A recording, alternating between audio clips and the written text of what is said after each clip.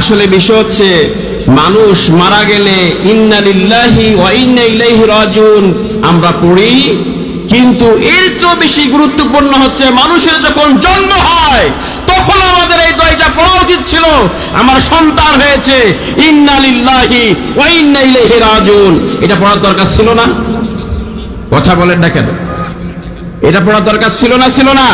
আমার সন্তানটা এবং আমরা সবাই কার জন্য? কার জন্য? কিন্তু তখন আমরা এই দোয়াটা কেন পড়ি না? আমার প্রশ্ন আপনাদের কাছে। আমি আপনাদেরকে যে কথাটা বলতেছিলাম যে ইবাদত যদি সঠিক হয় সাহায্য করবেন কে? রিজিক দিবেন কে?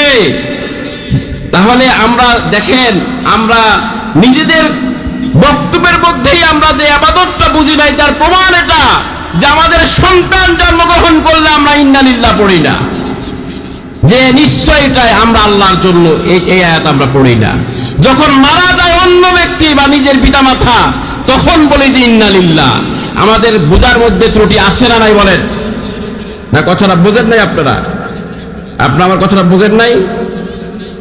আমি বলতে চেয়েছি যে সব কার জন্য? আল্লাহর জন্য। সব কার জন্য বলেন?